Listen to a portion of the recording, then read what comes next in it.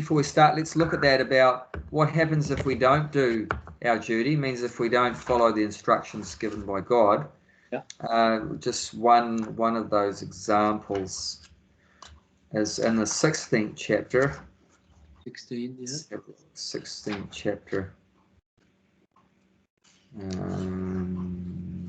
Divine and the demoniac.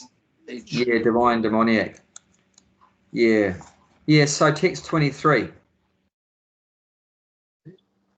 Yeah, this is text 23.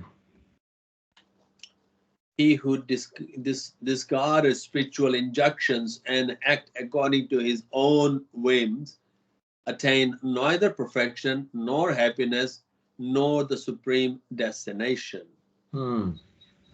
So what are the scriptural injunctions? That's basically the orders of God, the instructions of God written down, what God wants and what he doesn't want. That's the scriptural injunctions. So there's no difference between the scriptures and God's words. It's exactly the same. So how do we know what God wants us to do and what he doesn't want us to do?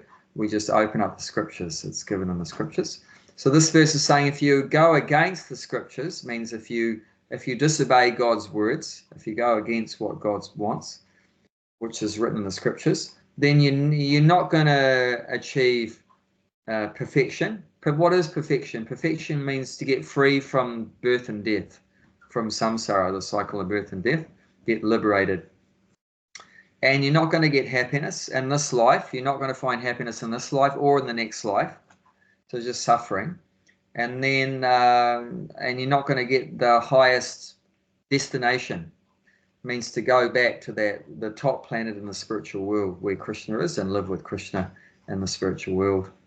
Like that, we're just going to continue suffering in the cycle of birth and death. So that's what happens if we don't do our duty. And that's why Krishna's like, I think 97% doesn't. Exactly. So yeah, there's not so many people in Kali Yuga getting liberated, and not so many people in Kali Yuga happy either. People are, when we see that, people are in so much distress, so much anxiety, because they're going against what God wants. They're not doing their duty. And we read that last week too. We read that verse, and you mentioned that you remembered that verse from the 3rd chapter of Bhagavad Gita, and it starts Shreya Swadharma Viguna Paradharma Sunastata. So what that means is better do your own duty imperfectly than another person's duty perfectly. That's what I said to Mahabhadra. Yeah. But he listened that. I said 3 chapter 35 verse, please read. Because he interfere other people. I don't know. He thinks like a whole restaurant is his responsibility. Every single corner, anything, and then it's one thing is good. He feel responsible. Yeah. But other thing is cause that a bit of argument. Sometimes with the chef, sometimes with me. Yeah. So, but we know he's got a medical condition. We just ignore it. Go on. Yeah. That's the thing. But, all right. Yeah. Yes. Be good old like, and I just yeah. But yeah, it's a major theme of the Bhagavad Gita is that we should do our duty, and that's because we're a servant. That every soul is a servant, so we should carry out the orders of God. God is giving the order, and our duty is to follow those orders. As God, he's giving the orders, the instructions, and our duty, our role as a servant is to carry them out. And you see that with Hanuman, right? Hanuman is a perfect example. Ram says, go get the Sanjeevani herbs for Lakshman, and he, yes, sir. And he goes off and does it, Go and find Sita, yes, sir. So he, with full enthusiasm, he's always carrying out the instructions of Ram. You'll never see anywhere where Ram gives an instruction and Hanuman says, no, get it yourself. He's not rebellious, so that's a rebellious condition. If the master gives an order and the servant says no, then that's a rebellious condition, and that's why we're in the material world. That's why we're in the material world, because we went against our duty as a servant. We wanted to be the master. This is the disease, you know, when the servant wants to become the master. This is the problem, you know, and all the souls in the material world, that's what we've done. We are a servant, but we've desired to be the master, and therefore Krishna has put us in the material world. Okay, you have a go. Have a go at being the master. Have fun. But no, it's no fun. Yeah. Okay, let's offer respect for Prabhupada. Yeah. Om Jnanatimandasya Gananjana Shalakaya Chakshun Malatam Yaina Tasmai Shri Gurve Namaha. I was born in the darkest ignorance, and my spiritual master opened my eyes with the torch of knowledge. I offer my respectful obeisance unto him. Srila Prabhupada Ki Jai. Right.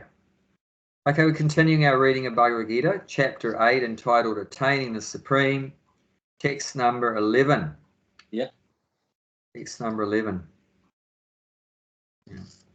So the chapter is Attaining the Supreme. So, and the one of the main points of the chapter is, how do we attain the Supreme? Is by remembering Krishna when we die. That's the process of how we attain the Supreme, by remembering God when we're leaving this body. And these verses we're at now are talking about different yoga systems, how they remembering God at the time of death, and what ways they are.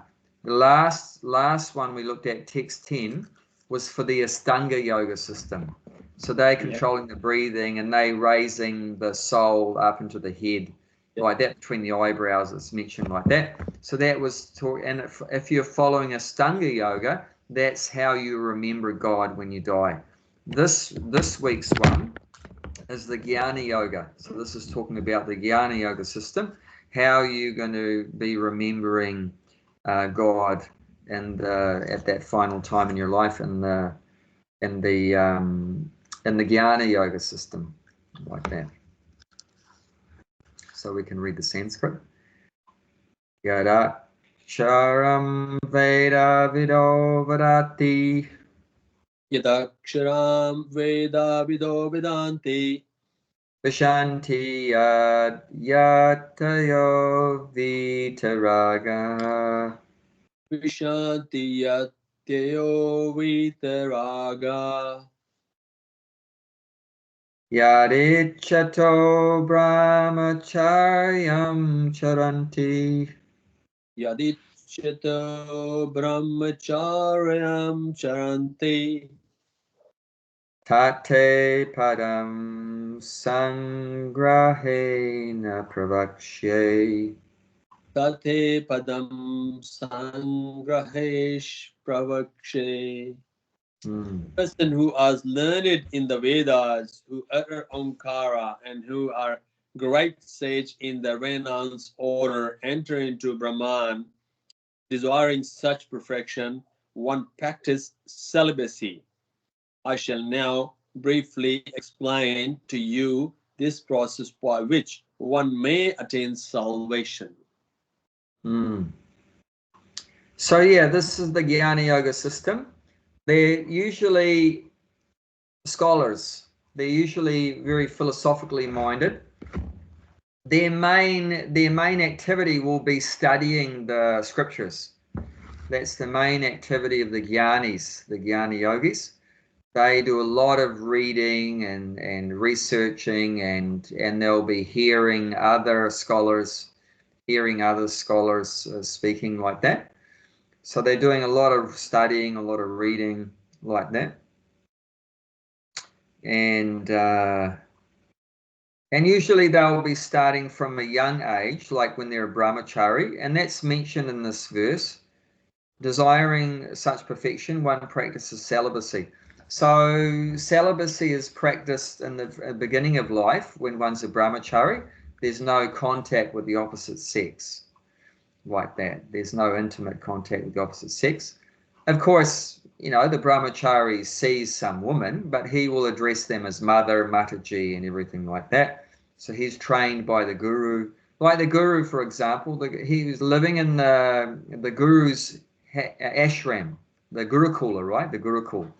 So this is the gurukul system.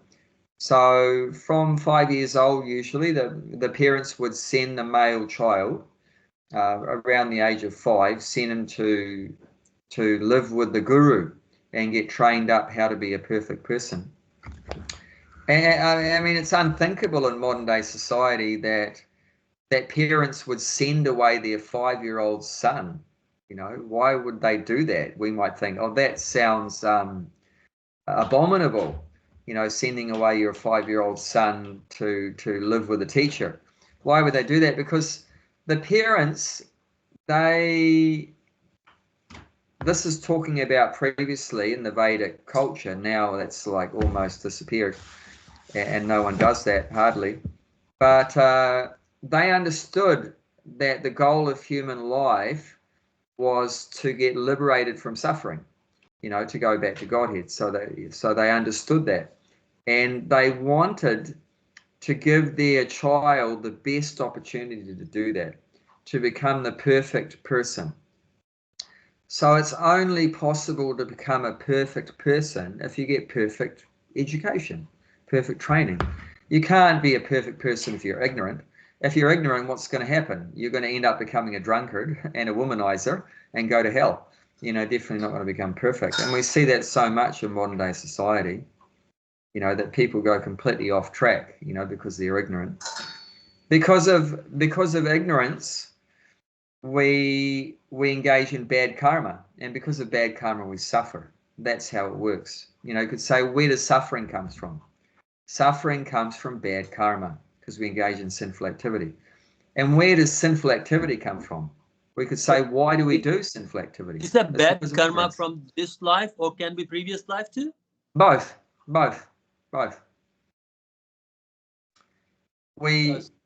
We suffer in this life because of bad karma we've done in the previous life, or many lives, and the karma we do now will create either happiness or suffering in the next life. You know, like if we do good karma now, then we'll be happy in the next life. If we do bad karma now, we'll be suffering in the next life. So yeah, we're creating our own destiny. The current situation I'm in now is because of my past, and the activities I do now create my future. So there's a saying, you know, we're the architects of our own destiny, of our own future, which is true because of the activities we do. So the activities, like they say, every action has an equal and opposite reaction. You know, as you sow, so shall you reap, it says in the Bible. And also what goes around comes around. You know, so these different sayings there. But this is a universal law like that. If you do good actions, you get rewarded. And if you do bad actions, you get punished. And it's the same in the modern law system, right? If you follow the law, you get rewards, you know, and you're not going to get any trouble from the police. You're not going to get any trouble from the government. But as soon as you disobey the law, you break the law, then there'll be some kind of punishment. You get a fine, you know, you go to prison like that. You might even get death penalty, you know, so many things depending on the degree of how we break the law. So, you know, any responsible parents, they want their children to be happy, right? I mean, what kind of parent, put your hand up if you want your child to suffer? Now, we want our children to be happy, but the best way to do that is get them, you know, trained up how to be a perfect person.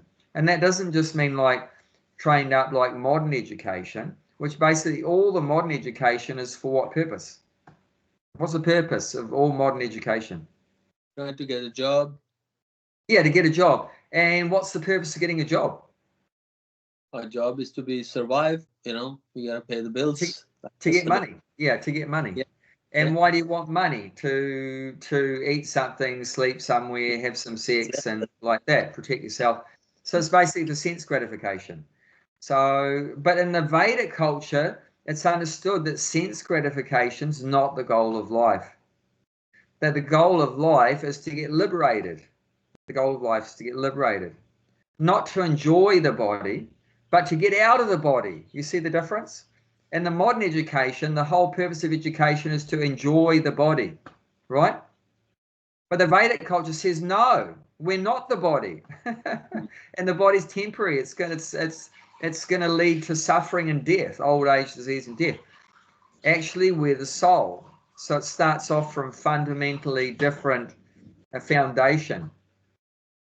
Western education starts off from 1 + 1 = 3. So it's got the first equation wrong. The first equation is that I'm the body.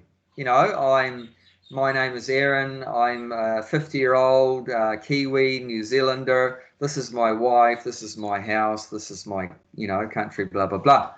Whereas the India, not in just Indian, it was all over the world before 5,000 years ago. So Vedic culture, which is really called Sanatan Dharma or Varnashram Dharma, that starts off with 1 + 1 = 2, which is the right calculation that we are an eternal soul.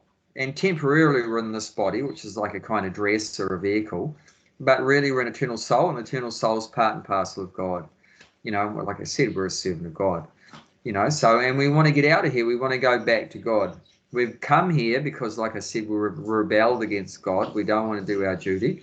Now I'm going to do my duty and do what God wants. And then we can get out of here and go back and get our eternal life back, without having to change bodies, which is a miserable system like that. So in Vedic culture, the parents knew that. So they were happy to let go of their 5-year-old son and send him off to live with the guru. And who is the guru? The guru is meant to be they're setting the example of a perfect person. They themselves are a perfect person. And if you live with them, then you can see that example. You're living with the perfect person. So you can see that example every day. How does the guru eat? How does the guru walk? How does the guru talk? How does the guru have a bath? How does the guru behave? Like that. So you're receiving the knowledge from the guru, but you're also, observing the guru's behavior and everything, and that's teaching you a lot just by seeing the behavior. If you just go to the school for 6 hours a day, like our modern education, right? 6 hours a day you go and spend some time with the teacher. But that could be better. It could be better if you were with the teacher for more time, rather than 6 hours a day for 5 days a week. If you were with the guru 24 hours a day, 7 days a week for 15 years, because normally it would go from at least 5 to 20, or maybe up to 5 to 25. So if the guru sees that you're more like a Brahmana type of nature, and then he can give you even more knowledge, you might stay in the Gurukul 20 years, up till the time you're maybe 25 or a bit less than 25. If he sees you're more like a Sudra kind of person, means you don't, getting, theoretical knowledge is not so interesting for us or whatever, and it's better you just go and do some work. Then you might leave the Gurukul when you're like 15 or 18 or whatever like that. So you're spending less time like that. But in any case, you're with the Guru for 10, 15 years. Imagine you're living with Prabhupada for 10 years. What effect do you think that would have on you? If you live with him every day for 10 years, you would be floating, Gulshan. Yes. You would be floating. Your feet wouldn't touch the ground. No, yeah. Your hairs would be standing on end every time, That's right. 100%. Yeah. So it's that's the culture. So beautiful. You're living with like an ideal person, perfected soul. You're living with them all the time, seeing how they deal with different situations in life, and it's teaching you so much from hearing what they're telling you, but also just observing their behavior, how they deal with the different situations in life and different things like that. And it's just the amazing experience. So that's it's so unfortunate that we don't have that. And one of Prabhupada's desires actually was to re-establish this kind of Gurukul system. And Gurukul is generally for the younger, like I said, 5 to 20 or so. But then he actually wanted to establish something which he termed a Varnashram college. Varnashram college. So college, that indicates for older people, right? If you say college, that's like for older. So, you know, a lot of people, like in modern day society, they never had that good fortune to go to Gurukul, right? So, and maybe say like me, I joined ISKCON when I was 20. So that's normally when you'd be finishing.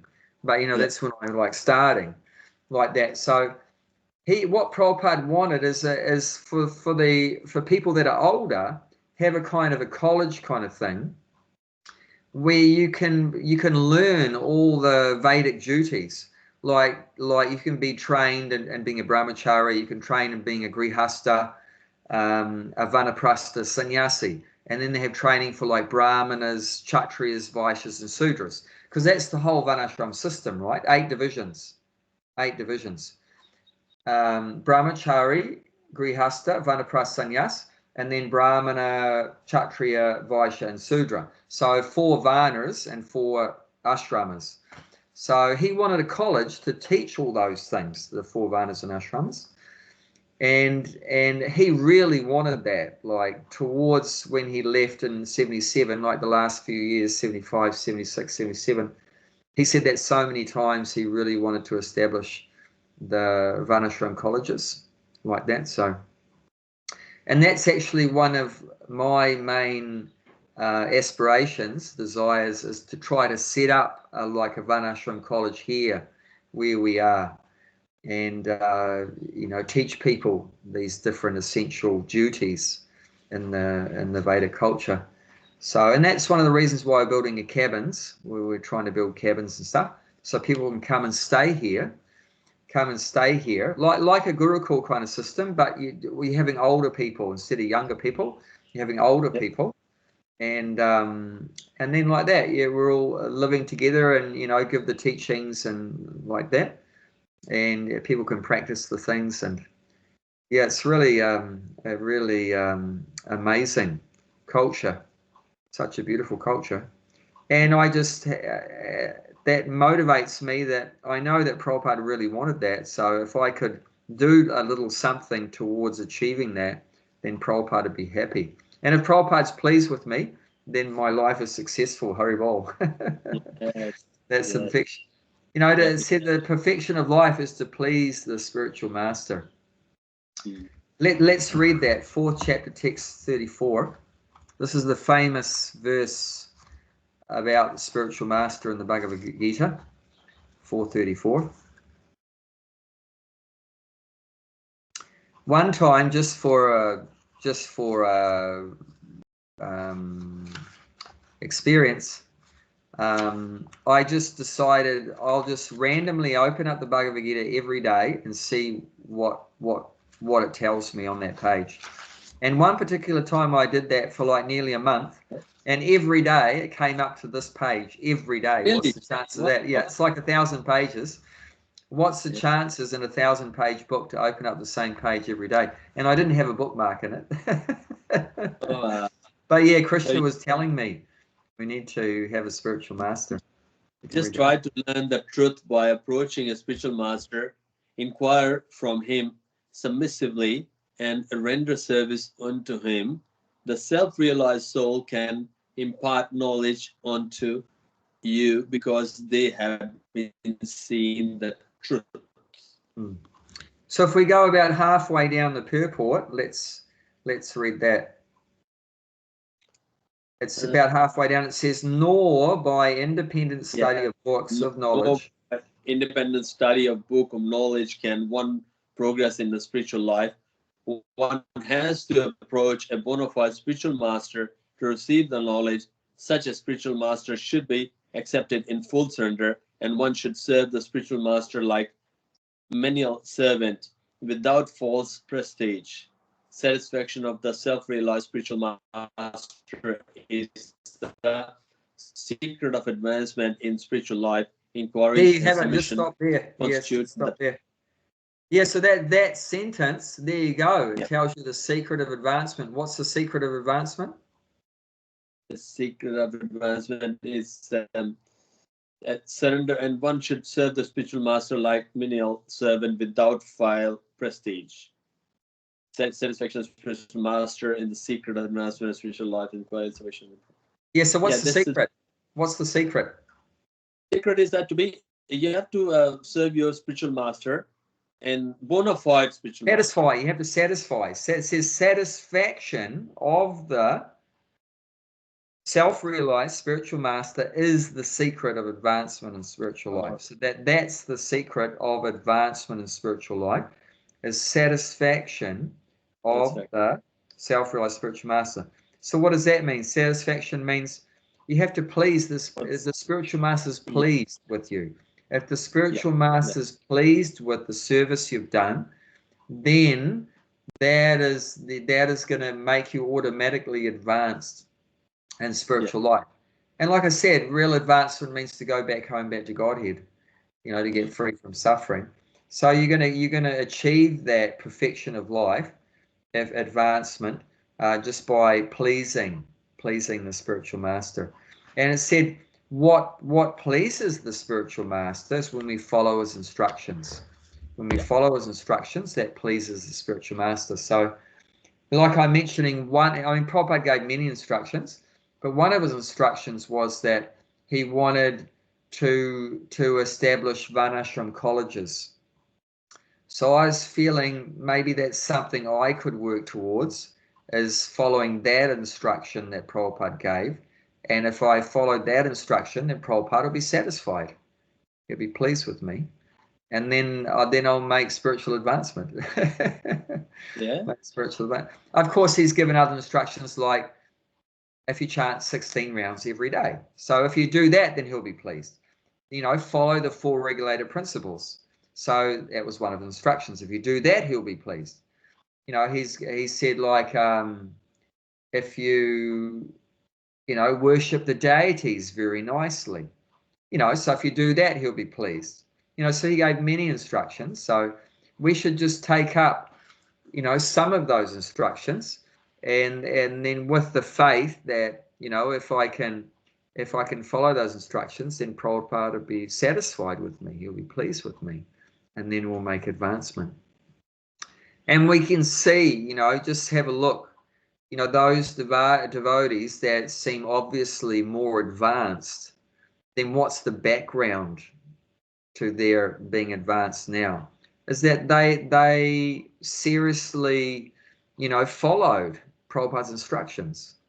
Those that seriously followed the spiritual master instructions, they are the ones that are advanced.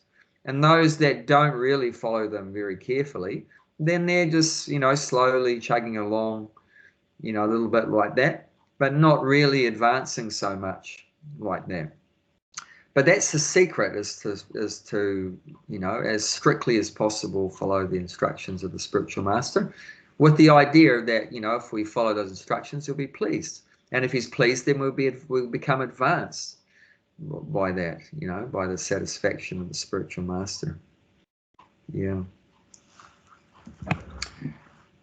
So this was the idea that the parents would send their child at a young age to the Gurukul, and even Krishna taught that by example, right? When, of course, Krishna's parents, Vasudeva and Devaki, couldn't do that when Krishna was young, because why? Because they were in prison, and they had to send Krishna away to Yashoda and Nanda to Vrindavan like that, because Kamsa was trying to kill Krishna. But when Krishna came back to them, like after Krishna went to Mathura and killed Kamsa, then he was reunited with his original parents, Devaki and Vasudeva. And when they were reunited with his original parents, what did Devaki and Vasudeva do?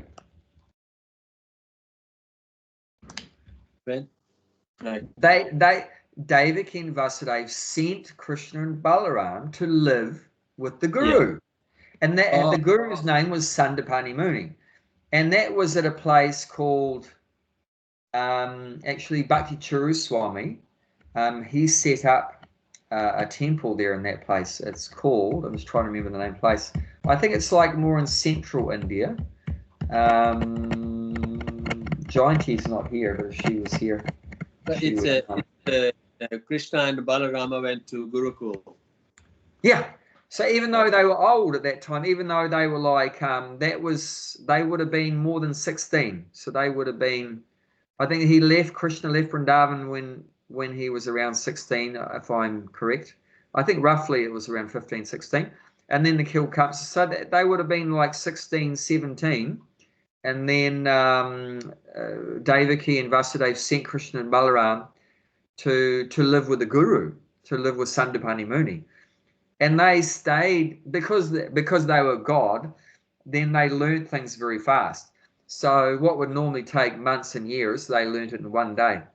Of course. So mainly he gave training in 64 areas, 64 subjects.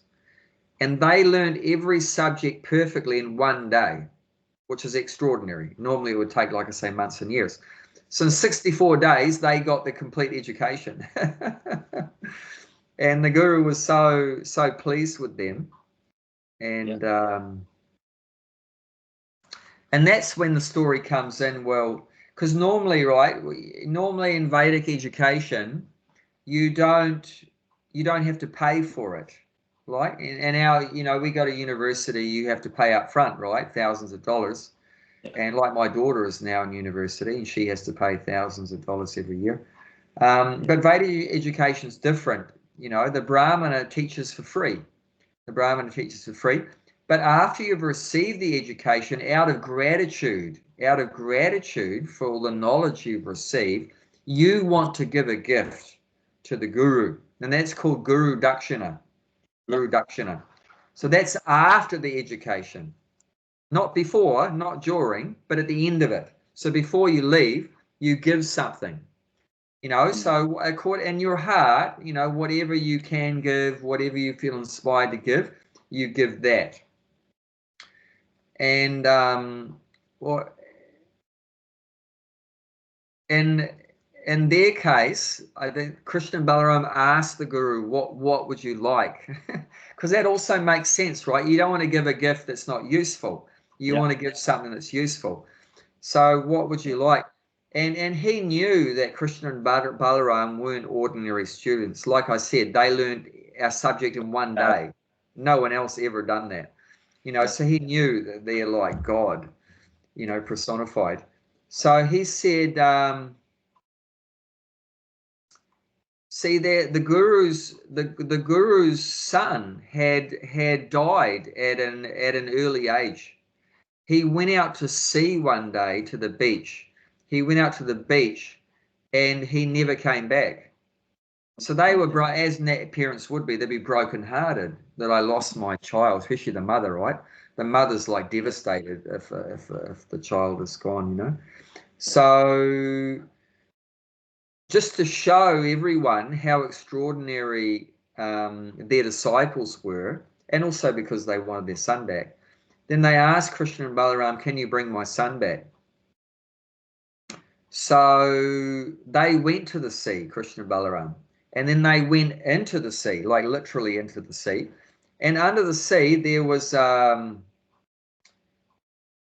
demon, an asura named Shankasura. And then Krishna killed that demon. He was a demon in the shape of a conch shell, a shank. So Krishna killed that demon. And then, and that from memory, if my memory is correct, I might read that pastime again. If my memory is correct, that's where Krishna gets the shank from. Krishna carries the, Vishnu like that carries the shank. So that's when Krishna got a shank, because Krishna carries a shank with him. Like in the Battle of Kurukshetra, Krishna blew his conch shell. I think its name was Panchajanya or something. So I think that's where he got that conch shell from, was killing that demon's body. Because the demon's body was the shape of a conch shell. A big size. And anyway, the son wasn't there, because obviously the demon killed the boy, and then the soul's going to go somewhere, right? When the body's dead, the soul goes somewhere. So then Krishna went looking with Balaram all over the universe for that soul, and they found the child. They found that soul of that child. I can't remember exactly where it was. Whether it was in Yamaloka, I can't remember if it was in Yamaloka, or I'm having a feeling it could have been on the planet where Bali Maharaj is, which is, I think, Sutalaloka, down in the subterranean heavenly planets, Bilvaswarga. But yeah, he was on some particular planet, and so they because he's God, right? So God says, I want that child. So whoever it was, whether it was Yamaraj or Bali Maharaj, they said, yeah, no problem, you take him. They were so happy to get darshan of Krishna and Balaram. So they released that child, and then Krishna and Balaram took the Guru's child back to him. And you can imagine how happy the parents were to get their child, their long lost child, back. Yeah. And then Sandipani Muni gave blessings to Krishna. Not that, of course, Krishna needs any blessings, but this is just so nice. This is the loving relationship between Krishna and his devotees. Yeah, so much loving relationship. And one of the things Sandipani Muni said as a blessing was that, Krishna, your words will become just like the words of the Vedas. They'll become like immortalized. Like the Vedas are always there. They're eternal. Like the Vedas was there 5 million years ago, 5,000 years ago. The Vedas is here now. The Vedas will still be here 5,000 years in the future, 5 million years in the future, like that. So they're eternal. So the Guru said, your words, Krishna, will become just like the immortal words of the Vedas. And of course, Krishna's words are the Vedas. He is the source of the Vedas. And let's look at that verse. This is actually the most quoted verse that devotees have done some research about how many times Prabhupada quoted a verse. So this verse we're going to look at, which is 15th chapter, text 15, is the most quoted verse. Yeah. And especially the last two lines. The last two lines of this verse was quoted more by Prabhupada than any other verse. So this is definitely important. I am seated in everyone's heart, and from me come remembrance, knowledge, and forgetfulness. By all the Vedas, I am to be known indeed. I am the compiler of Vedanta, and I am the knower of the Vedas. So there you have it. That's right. It says, by all the Vedas I am to be known. Indeed, I am the compiler of Vedanta, and I am the knower of the Vedas. All the Vedas. So that means, what does that mean? It means, what's the purpose of the Vedas? The purpose of the Vedas is to know that Krishna is God, is to know Krishna. That's the purpose of the Vedas. It says, by all the Vedas I am to be known. So what that means is, the purpose of the Vedas is to know God, is to know who is God, that God is Krishna. That's the purpose. And that where does the Vedas come from? It comes also from Krishna. It says, I am the compiler of Vedanta.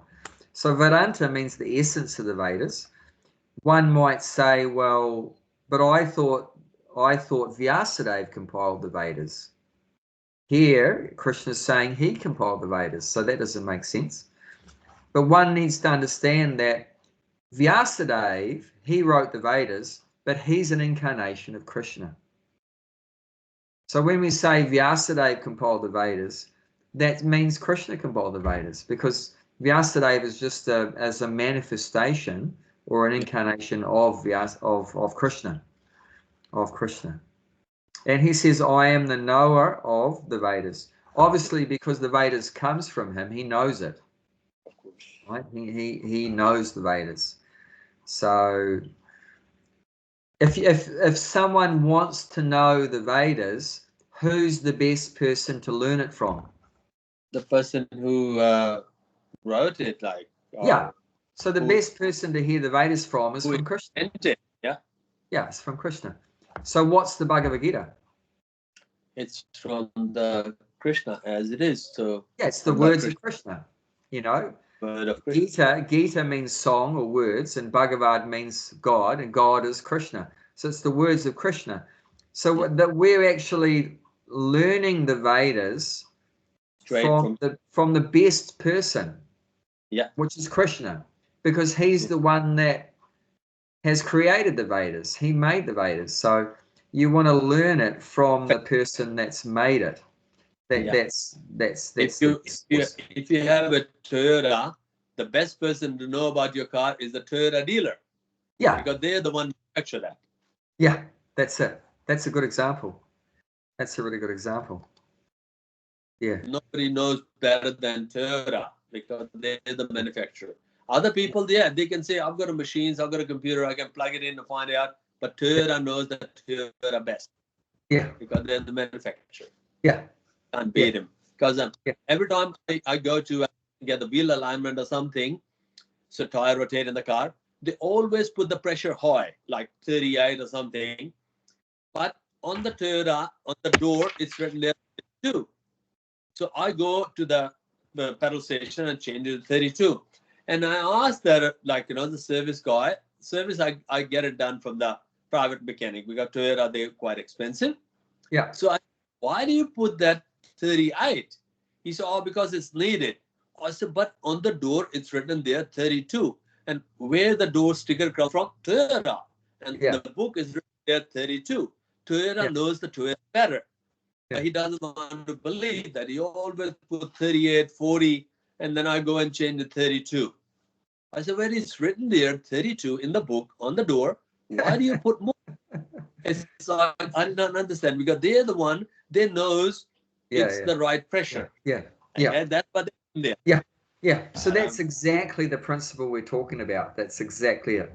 Yeah. Your best is to take the knowledge from the person that's giving you the source of the knowledge. Yeah. Right. Yeah. Get it right from the source. Yeah. That's right. Okay, so let's get into today's one. So I was just saying that so the parents would send their kid off to the Gurukul at a young age, and one of the main parts of the teaching would be to practice celibacy. That's very fundamental. And people, of course, in modern day society, they would become horrified. Horrified by this. What? No sex? That I can't live. Like that. But see, in the Vedic culture, we understand, once again, if you hear it from the source, hear it from Krishna, that is the binding knot in the material world that keeps the soul in the material world is the sex attraction. Actually, last week we talked all about it, right? Because you asked about women, how they dress in the temple and stuff, and saris and stuff. So we talked a lot about lust last week. So that lust, and remember we looked at that verse which in the 3rd chapter, which says that that's the number one enemy in the material world is the lust. Lust is the number one enemy. And 3rd chapter, text 37. And so Vedic culture knows that it's this when a soul in a male body gets attracted to the soul in the female body, that's what attaches us to the material world and keeps us in the material world. It doesn't have to, and there are ways of avoiding that, but potentially it can be, it can entangle us in the material world. So therefore, in the beginning of life, there's no close association with the opposite sex, and that's known as brahmachari. And interestingly, there's 4 ashrams, and 3 ashrams there's no sex. Only 1 ashram, and that's grihastha. But brahmachari, there's no sex. Vanaprastha, there's no sex. Sannyas, there's no sex. The only one where you can have sex is grihastha. And even within grihastha, it's only once a month you know, if you want to have a child. If you want to have a child after the woman's menstrual period, that's when they're fertile, like 5 days after the menstrual period's over. That's when they're fertile. So once a month. And if the woman becomes pregnant, no sex. And then 6 months after she pops out the child, up to that time, no sex. So that's not much sex. But that's Vedic culture. But the Western people don't like that, of course. But that's because they don't know what the purpose of life is. They think the purpose of life is to... What's that? Yeah, the body enjoying people. Yeah, enjoying the body. But that's not the purpose, according to the Vedas. The purpose, according to the Vedas, the cause of our suffering is the body.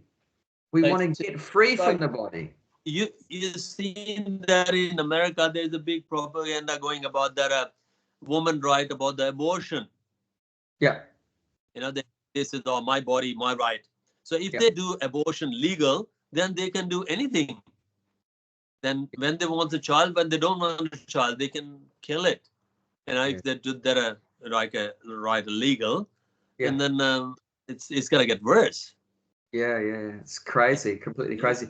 And in a video I saw today, this is, you know, talking about fetuses, right? So when they have abortion, the fetus removed. Do you know what they do with those fetuses? That's the next thing. No. After the woman has the abortion, those fetuses are fully utilized. They're not thrown in the bin. Yeah. They're very valuable for... There's actually companies that take the parts of that fetus and put it in so many food products, like in a lot of the energy drinks, like Gatorade. There's human fetuses in Gatorade, and in so many different kind of drinks, so many different kind of fizzies. You have different kind of fizzies and different drinks, and that's why better not to drink any of these things. You know, I mean, why do you think I'm working so hard to grow my own food? Because I don't trust what you buy in the shop. It's like got, you know, so much stuff's got human fetuses in it. It's just ridiculous. Where they put it, you think, why would you need to put it in some drink? It's unnecessary. But these demons, they're asuras, and they just got a plan to destroy us all, to destroy the planet and kill us all off. You know, they're just so evil. I mean, if you don't believe what I'm saying, how evil these demons are, just read the 16th chapter of Bhagavad Gita again. Let's look at it. 16th chapter, text number 9, I think it is, 16:9. And Krishna doesn't mince his words here. If such conclusion, the demoniac who are lost to themselves and who have no intelligence engage in unbeneficial, horrible work meant to destroy the world. There it is, right from the source of the Vedas, right from the horse's mouth. Krishna himself is saying that demons, they engage in horrible works, like doing abortions and using those fetuses to put your food. 5,000 years ago, Krishna knew that 5,000 years ago, 5,000 years after, it's going to be like that. Yeah. But even 5,000 years ago, the demons were horrible, you know, and they're trying to destroy the world. Yes. Even like Kamsa, right? You know what Kamsa was doing? He gave an order to all of his demoniac friends to kill all the children that have been born in the last couple of weeks. You know, kill all the children, the whole area. You know, so everyone was like running away, you know, like that. You know, like what was Putana was the first demon to come to Vrindavan, right? And do you know what Putana had come for? She had come to kill all the children. She was going to, she had put poison on her breast, and she was going to poison all the children. And she didn't know Krishna was the one. But her purpose was to kill all the children. And she happened to just come across Krishna, who was the one that was destined to kill Kamsa. But they were going to kill all the children. They're just so evil, these demons. And like it says here, they want to destroy the whole world. You know, so they want to kill everyone off. You know, so people think, you know, these conspiracy theories about, you know, global elite and they want to kill all the population off or whatever. It's no conspiracy theory. This is a fact. Krishna's saying 5,000 years ago, They want to destroy the world. You know, they're engaging in horrible stuff. You know, they engage in human sacrifices, you know, like Ravana, right? Do you know Ravana? Yes. Who were Ravana's parents? Do you know what class Ravana's parents? Brahman. No, Brahmanas. Yes. They're Paka Brahmanas. Yes. But Ravana, he became an asura, a demon, even though his parents are Brahmanas, because he would like eat humans. He's a Rakshasa. He would eat humans. So these modern day demons, they're also Rakshasas. It's well known that these high up people, they eat other people. They do human sacrifices, and they drink blood and eat the flesh of people and stuff and children, and they're just evil. But no matter how did they do, but they can't go against Krishna's will. If Krishna's will says that to this planet has to be like that, no matter how, it cannot destroy the planet. Because if the Krishna's will is the way this planet should be alive next 427,000 years, the planet will alive 427,000 years, because the whole Kali Yuga was 432,000, which is 5,000 gone. So no matter how hard these demoniac people will try, but they cannot go against Krishna. I know that, and Krishna knows that too. But you see, the point of this verse is that's their desire to destroy the world. It doesn't say they will destroy the world, because like you said, they can't go against God's desire to have Bhumi, Mother Earth, you know, there. But that's their ambition, which is so evil, that they want to destroy, they want to kill, they want to rape, they want to murder. You know, they want to exploit the resources. You know, we see that, right? They take all the oil. They take all the oil from under the earth.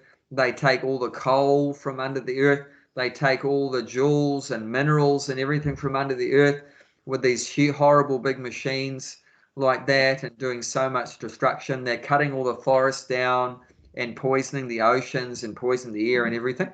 So we see that that's their ambition. That's their desire. They're not actually going to destroy the earth, but they're acting like they want to do that, which is complete insanity. It's complete madness. So think of them. So as devotees, how should we deal with that? We should try to disassociate with them as much as possible. And the only reason why we do associate is to try to give them Krishna consciousness. But we shouldn't take from them. As much as possible, we should restrict or minimize what we're taking from them. You know, it's like, for example, you give the people that come to the Bhakti tree prasadam. But do you eat the food that they cook? No. No, you don't eat it. That's right. So we don't want anything from them. We just want to give them Krishna's mercy, Krishna prasadam, like that. But we don't want to take their food, because their mentality is demoniac. And, you know, they're eating all horrible things, you know, unmentionable things.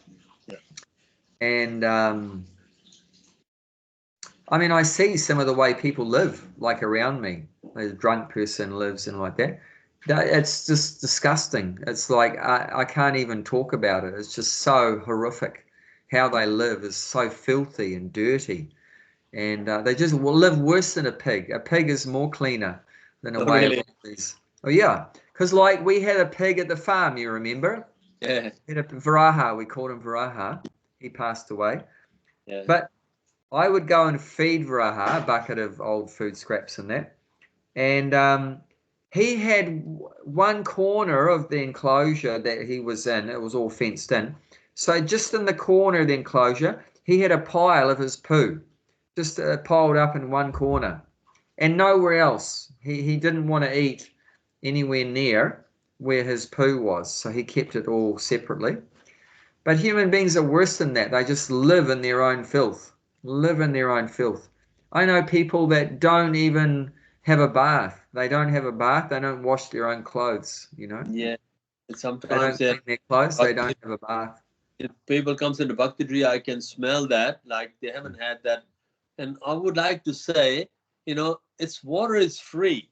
If you live in the rental property, Yeah. I don't pay for the water. I'm living in the rent here. Water is free. Yeah. What costs you to having a bath? Zero. Yeah. It's free water. Yeah. So why don't you bath? I don't know. Yes. Yeah, this is just the demoniac nature and the mode of ignorance. We can read about that too, why they're not clean. Okay, 16th chapter again. Text number, it's around 7 or 8, maybe. 7.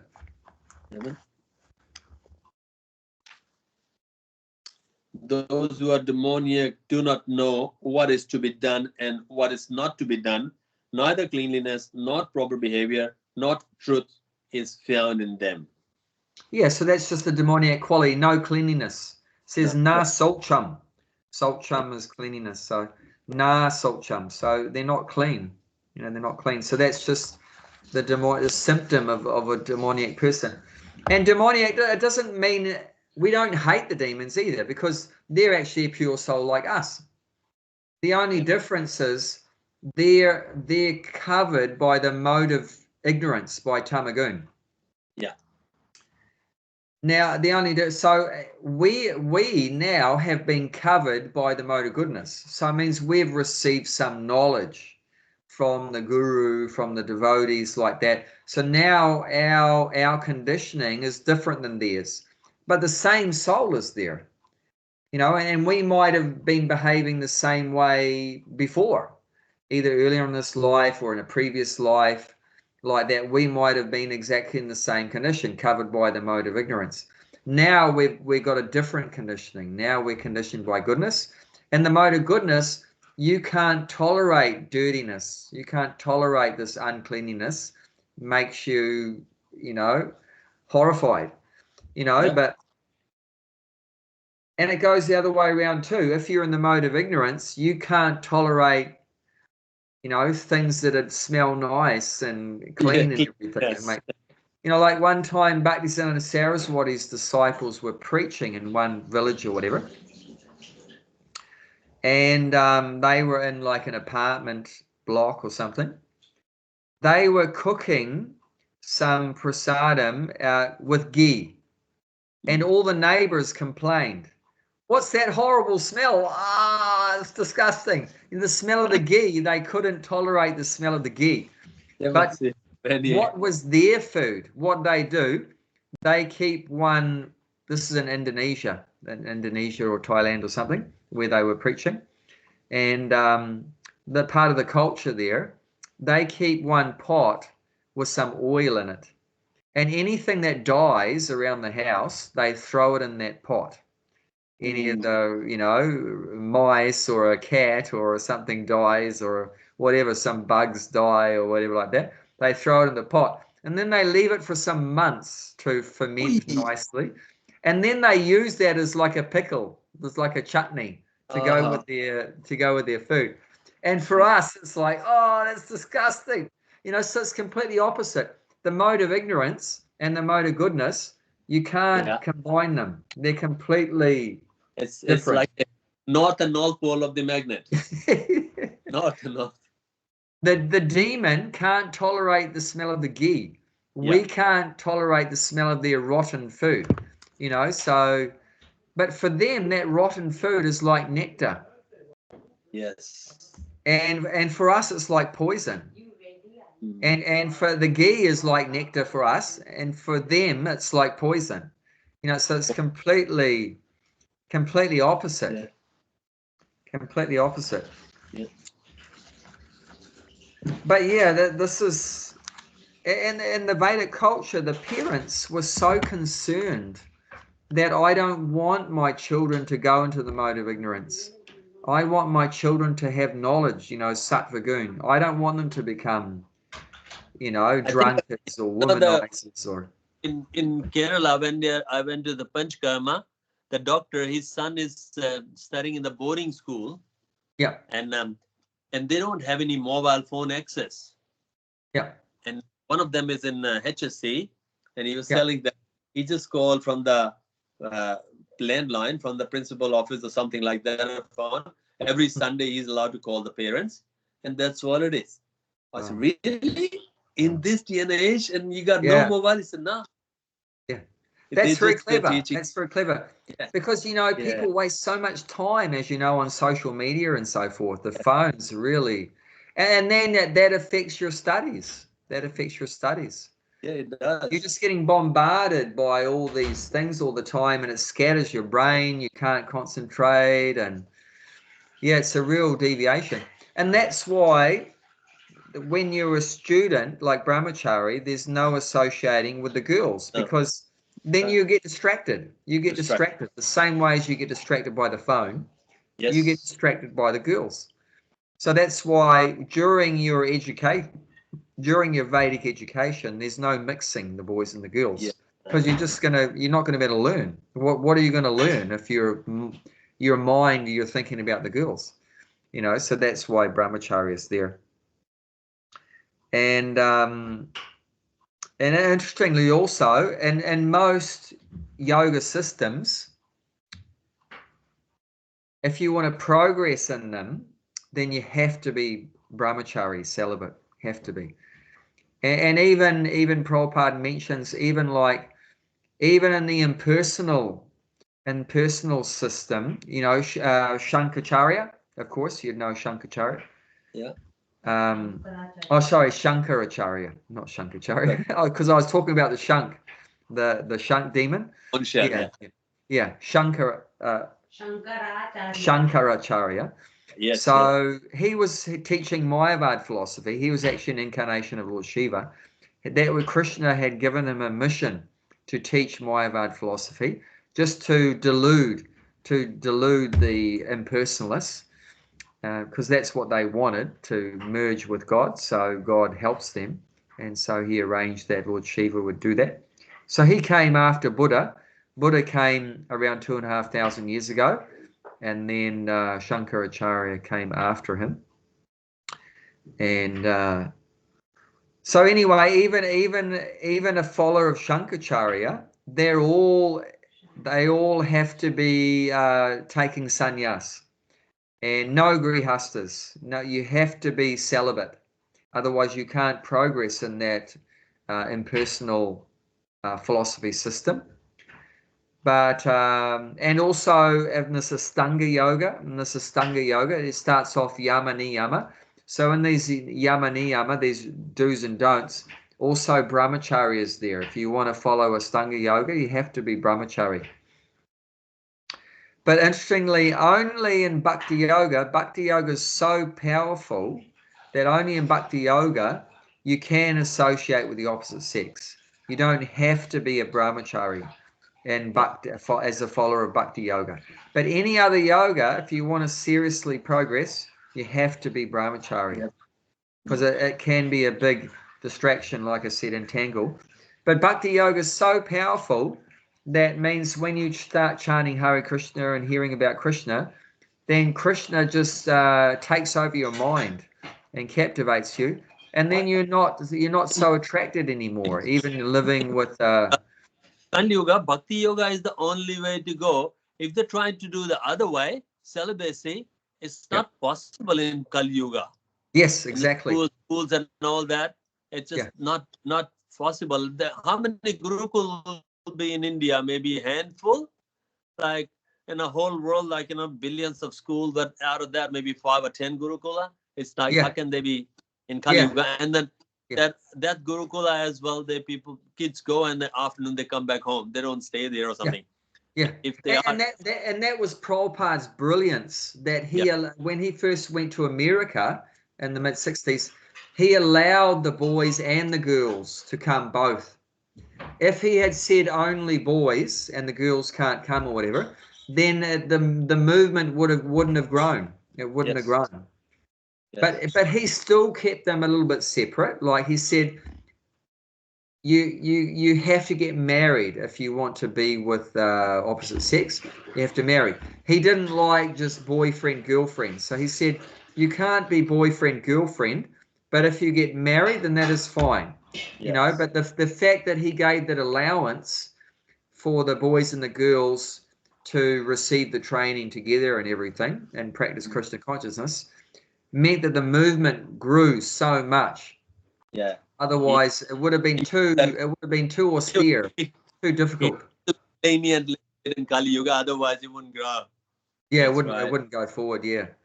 And Prabhupada got criticized actually by his godbrothers and so many Indian Brahmins and stuff.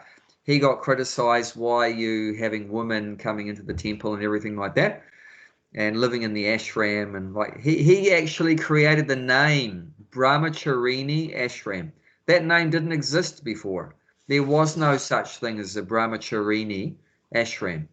Brahmacharini means for the ladies, and Brahmachari is for the men. But he created that just to give a facility for people to take up Krishna consciousness. Yeah. And of course, we know that there's no reason why women can't take to Krishna consciousness. Everyone, I mean, materially there's differences, but spiritually we're all the same. The same soul is either in a man's body or a woman's body, but the only difference is the body is different. But Bhakti Yoga is so powerful, and also it's completely transcendental. These other systems are still in the material platform, but Bhakti Yoga is the only process that's completely spiritual, completely transcendental. And that's why it doesn't matter whether you're in a man's body, doesn't matter you're in a woman's body, doesn't matter you're black, you're white, you're young, you're old, you're a Hindu, you're a Christian, you're a Muslim, you're an atheist, you're a Buddhist. Doesn't matter what background you are. If you just surrender to Krishna and realize that you're not the body, you're a spirit soul, you're a servant of Krishna, and I should do what he wants, and he wants me to chant Hare Krishna, and I'm going to do that, then you can progress. So it doesn't really matter what your background is. And we can read that verse that tells that in the 9th chapter. It's around 32, 9th chapter, text 32. You got like the Brahma Jyoti behind you, Gulshan. Actually, so bright. No, it's a blinds. I open that. Hang on a sec. I don't mind. I don't mind. I'm not against the Brahma Jyoti. We like the Brahma Jyoti. That's okay. But yeah, it's like this dazzling effulgence coming from your head. But wow, Gulshan's made so much advancement. He's like got the effulgence coming out of his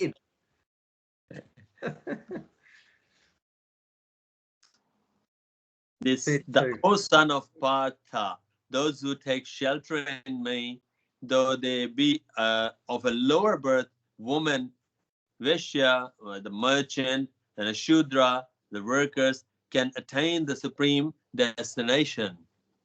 Yeah, so this is the power of bhakti. Yeah. That doesn't matter who you are. If you surrender to Krishna, then you can go, to the ultimate perfection, ultimate destination. Doesn't matter. Whether you're a Sudra, or you're a Westerner, or you were used to be a drunkard or a womanizer, or you're a woman or whatever, you're a prostitute before, it doesn't matter. But if you surrender to Krishna and take to devotional service, then you can become completely perfect. Whereas other people say, no, you have to be born in a Brahmin family. No, it's not like that. Other people will say that, like Hindu people say, no, you have to be born Brahmin, otherwise you can't get liberated unless you were born in a Brahmin family. But no, that doesn't apply here. Even in Shastra says that, a lot of prostitutes, they got that when they are praying the Krishna and all that, and they got the ultimate success for that Krishna conscious. A lot of prostitutes, they think that we're not a body, and if you using the body, that's okay, but I'm using body just, and they were thinking every customer as the Krishna to come that, so attain that level of consciousness. A lot of prostitute in there, and if you come to that platform of Krishna consciousness, then it doesn't matter what's going on with your body in the material world. It's just changing consciousness. That in the Krishna, beautiful. Doesn't matter, Yeah, it's beautiful. Okay, let's read the purport now. Huh? Sure. 8 to 11. Yeah. Lord Krishna has renounced to Arjuna the practice of Sat Chakra Yoga, in which one placed the ear of a light between the eyebrow, taking it for granted that Arjuna might not know how to practice Sat Chakra Yoga. The Lord explained the process in the following verse. The Lord says, the Brahman, although one without a second, has various manifestation and features, especially for the impersonalist, the aksara or omkara, the syllable Syllable. Yeah. om is identical with Brahman. Hmm. Krishna has explained that impersonal Brahman, into which the renounced order of sage enter. In the Vedic system of knowledge, students from the very beginning are taught to vibrate Om and learn of the ultimate impersonal Brahman by living with spiritual master in complete celibacy. In this way, they realize two of Brahman features. The practice is very essential for students' advancement in spiritual life. But at the moment such brahmachari, unmarried, celebrate, life is not at all possible. The social construction of the world has changed so much that there is no possibility of one practicing celibacy from beginning of the student life. Throughout the world, there are many institutions for different departments of knowledge, but there is no recognized institution where student can educate in the brahmachari principle.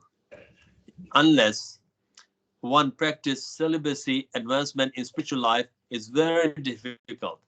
Therefore, Lord Chaitanya has announced, according to the spiritual injunction, for this age of Kali, that is this age, no process of realizing the Supreme is possible except the chanting of holy name of Lord Krishna. Hare Krishna, Hare Krishna, Krishna Krishna, Hare Hare, Hare Ram, Ram Ram, Hare Hare.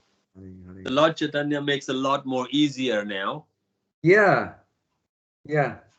That's so yeah, we're he, just not qualified in Kali Yuga. Generally, most of us. He knew that it's not going to be possible. Yeah. So yeah. As long as you're chanting the Maha Mantra. Yeah. That's the key. Yes. Yes. Yes. And then when you chant Hare Krishna, then naturally you become purified, and then you don't want to be having illicit sex, and then you don't want to be having intoxication and gambling and meat eating. So these material desires for sense gratification. Once you chant Hare Krishna, you will get a higher purpose. Yeah, you get a higher taste, right? You get a higher taste. In the if you got a whole ocean, you're not interested in the small ponds. Yes.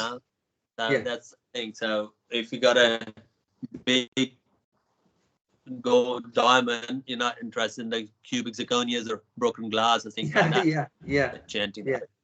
Yeah. Let's look at the higher taste verse. The higher taste verse. So that's 259 around that area. Second chapter. Text 59. Through the embodied soul may be restricted from the sense enjoyment. Taste of sense object remain, but ceasing such engagement by experiencing a higher taste, he is fixed in consciousness. That's the higher taste for that. So that's how it's possible to give up these lower engagements, is when you get a higher engagement, a higher taste. You don't Otherwise, need not possible. You don't need to give up. It just happens. Yeah, automatically. Once you chant, even if you are a meat eater, slowly you will see. You just like when I was coming to Bhakti Tree, I was eating meat and then drinking alcohol. Yeah. And when I was here, I didn't take a vow to stop it and such and such. It just happened. Yeah. and it's true. Do you remember? Did I ever tell you to stop eating meat No, and stop you did drinking? not tell me that. Nobody told me that. I just filled up your belly with prasadam. That's all. Yeah, that's right. So And, just fill up people with prasadam, yeah, and you don't have to say any negative things like don't do this, don't do that, don't do this, don't do that. and You just Hare Krishna, and give them you'll the see positive everything will things. be in place. And Hare Krishna, everything will be in place. Yeah. That's the main key there. But yeah, no, it's happened. It's true, 100%. Even Narendra as well, he was eating as well, but now he's chanting Hare Krishna, and then he cook his own meal. His wife and the kids, they eat that meat. Okay, let them. But he just cook his own meal, the roti and dal and paneer. Wow, So, I didn't know that. Oh, that's nice. Oh. Yeah, because his wife also Christian. Yeah. So I didn't know that. I was wife's a Christian. Okay. Yeah, because I'm the one introduced that his wife. She was my friend. Oh, really? Yeah. Okay, you're a matchmaker also. Yeah. So, and he said that because of you, Gulshan, I've got 3 sons. So, yeah, and she also Samoan. Oh, really? Okay. Yeah, she knows my wife as well. Okay. Yeah. Okay. So, I met his wife before I met my wife. Oh, yes. So, on that time, I was single as well. Yes. So she came to my store to buy some. I work in the electronic store. She come buy an computer system or something. Oh, yes. So she saw, set it up my home. I did that, and then I introduced Narendra, and now his wife and 3 children. Okay. But yeah, so he's also eating his own vegetarian meal, and then he cook his own meal, and then chant rounds, and then come to the class. And every time he called me once in a week, and we always talking about Bhagavatam. He was listening to Bhagavatam, and then we always discuss about that in Bhagavatam, how's which chapter he's in there, and then how they're explaining, and then that's the only topic we just talk about that, nothing else. Okay. So it's even his son as well. Yeah, they were playing the games and whatever doing, but we just talk general. Yeah. So he came a couple of times to here as well, in this house as well. He came the one day 2-3 weeks ago, last month I think, a couple of months ago. So he just come around there as well. So yeah, every time when he got a chance, he comes. So I know the whole family very well, but it does not matter. Like a Deepa, she doesn't eat. She even cook for her husband. But she doesn't eat any meat or anything. You know Deepa? Yes, yes. Yeah, so she's fully vegetarian. Even she cook for the husband.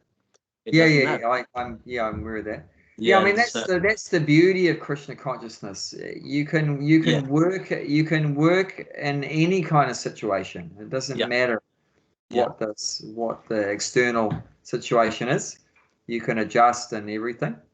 Whereas like in the other, like I said, the other yoga systems it wouldn't work. It wouldn't work. You have to be a brahmachari or sannyasi and all that kind of thing. Yeah. Whereas Bhakti Yoga is very flexible, very lenient, and any religion, any color, caste, country, people can come. Yeah. There's no restrictions, like others. So that really makes it available to the general masses of people. Yeah. Whereas these other systems, only a few people will be able to follow all the rules. There's too many rules and everything. Like Lord Chaitanya said, there's no hard and fast rules in this chanting. No hard and fast rules. So. It makes it open to everyone can do it, and it's free. There's no charge. Like Prabhupada said, we're not charging you money to chant Hare Krishna. We're not saying you have to pay us $100 and then we'll teach you this mantra, a secret mantra. If you pay us $100, we give you as one secret mantra. No, we give it freely to everyone. It's like that. There's no restrictions. It doesn't matter what background is. That some other gurus in India, when you got the disciple, and then they give it some special mantra. Yeah. And then we got just Maha Mantra. Anyone will disciple, any of the Prabhupada's disciple, to disciple as well, and just Maha Mantra. That's it. So it's just like anyone can come. Doesn't matter whether it's a senior or junior or anyone there, Mahamantra. Hmm. But there's the other gurus that just give it a special mantra to, and then you don't really close to others and things like that. That reminds me of one great Acharya, Ramanujacharya. Yeah. So very famous in South India about 1,000 years ago. That his guru told him, I will teach you one secret mantra, but you can't tell anyone else. This mantra can give liberation, so freedom from all suffering, but you're not allowed to tell anyone else. It's just I'm telling you. So he told him the mantra. As soon as he learned the mantra, he went out to the highest rooftop in the town and then screaming out the top of his lungs what the mantra is. So he told everyone. And then his guru was very angry. I told you it's a secret. You can't tell anyone. You went and told everyone. Yeah. Because he said, you told me this mantra can set us free from all suffering, liberation from suffering. I want whole world to... So I want everyone to be free from suffering. He said, if I have to go, I have disobeyed my guru. So let me go to hell. So let me go to hell, but I want everyone else to be liberated. Yeah. And then the guru was actually very pleased with them. He said, wow, you are such a nice disciple. Yeah. Like that. But so nice, isn't it? He was prepared to go to hell because actually disobeying the order of the guru was very bad. You know, so, but he didn't care about his own personal happiness. He just wanted other people to be happy. And that's the real pure devotee. A pure devotee is prepared to suffer in order for other people to be happy. And even one follower of Chaitanya Mahaprabhu, his name was Vasudev Datta. So it was about 500 years ago, Vasudev Datta. He said one day to Lord Chaitanya, the souls are suffering in the material world because of all their bad karma. So he said, Chaitanya Mahaprabhu, you give me all of the people's bad karma. You give me all the souls' bad karma, and I will suffer here forever. But let them be free. Like that. And then Lord Chaitanya Mahaprabhu said, you don't have to take on their bad karma just by your desire. Just by you are a pure devotee, just by your desire that they get freed from suffering, Krishna will release them. Just by your desiring it. You don't have to suffer. He was a true bhakta. A true bhakta, yeah. He just wants everyone to be happy. He doesn't care I have to suffer, but let everyone else be happy. Same Prabhupada as well. How much suffer the Prabhupada did that. Yeah. And then it doesn't matter, but in order to purify everyone in the Western world, he went to the ship, cargo ship, and then have the 2 heart attack and all that. Yeah. And even when he reached the America as well, he'd been treated like a second-class citizen, even standing in the toilet and people pushing back in the queue. So he did suffering, but in order to purify Western world. So because of his desire, and Krishna will purify that, just his desire. And Krishna's so pleased by that kind of mentality. Well, it just means completely selfless service. Yes. No desire for personal enjoyment. You just want to serve. Just want to serve. And that's love. Love means service. So just so much love. Their hearts are like overflowing with love for other living entities. And people say, well, you guys just love Krishna, but you don't care about anyone else. It's not true. Someone that loves Krishna loves everyone. Yeah. Otherwise, why would they do that? Otherwise, why would they say, just liberate everyone else and let me suffer here? It's not just that they love Krishna. A devotee of Krishna loves everyone so much. That's, like that. That's real love. We don't actually really love anyone until we love Krishna. It's only when we start to love Krishna that you really understand what love is. Otherwise, we don't have an idea what love is even. Because what are we loving anyway without Krishna consciousness? We just love the body. Body, yeah. What's that, Oh, I love my shirt. I love my glasses. But you're not actually loving anybody. It's just the external dress, But the real soul, there's no no relationship with that soul. There's no real love for the soul like that. Only we become Krishna conscious, then real love for the actual person within the dress, then that's there, you know, like that. So, and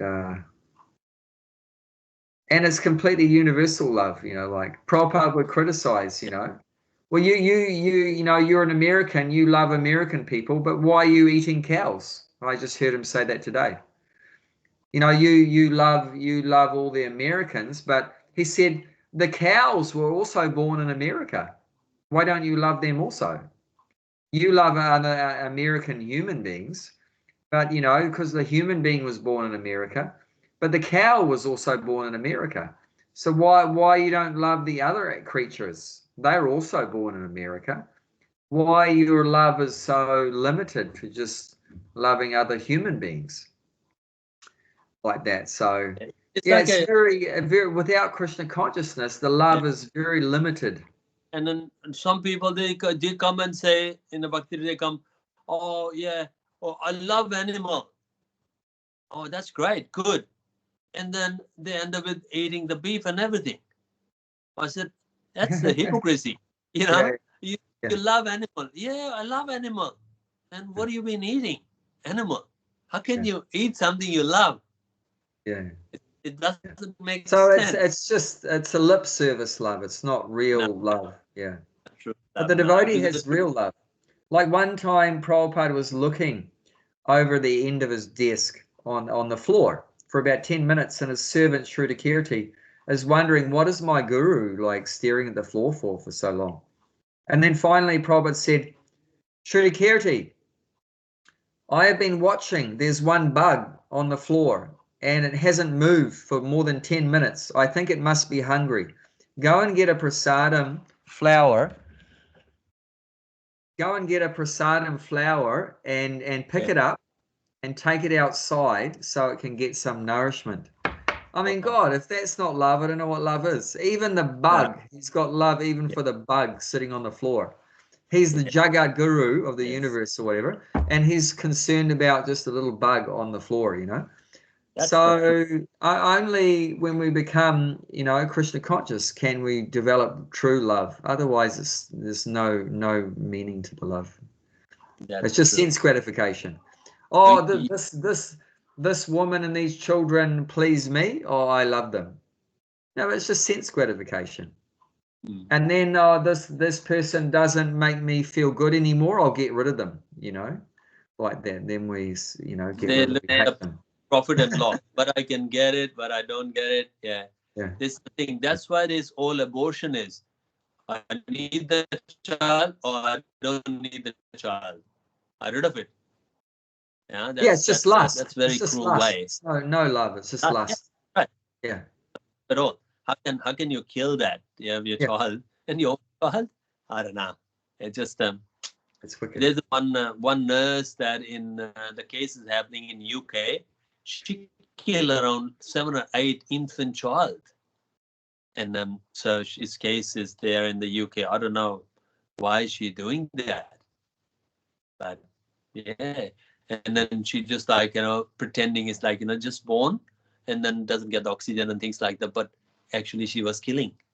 Wow.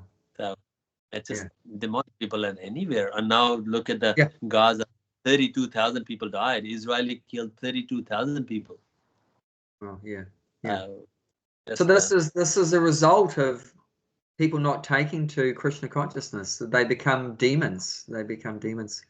If a soul doesn't surrender to God, to Krishna, then Maya, Durga, just thrashes us, just completely thrashes us. And even the Israeli people, they must have their own, what do you call, the Jewish religion or something. I'm sure that religion doesn't say either to kill 32,000 people. Yeah, but they're just so covered over with the mode of ignorance. Even the religion becomes lost. It becomes, like the Bhagavatam says, cheating religion. It becomes a cheating religion. So it's not true religion anymore. They become so corrupted, and all the teachers of the religion, they teach it in the wrong way also. Yeah. like that. So yes, completely. It's all corrupted. Everything's corrupted, or hypocrisy. So I see in the news that U.S. sanctioned $100 billion worth of weapons to Ukraine and Israel and another country. So $100 billion worth of weapons, if we can give it that, what they're gonna use it? Just for fighting. It's all about making money. It's all about making money. Yeah, that's right. It's just a corporation, business. Yeah. Who cares if it's 32,000 or 50,000 people died? Doesn't matter. Yeah, it's crazy. Yeah. That's the thing. Oh, well. Anyway, lovely to get together again, as always. So nice. Thank you, Hare Krishna. You have a wonderful week, Hare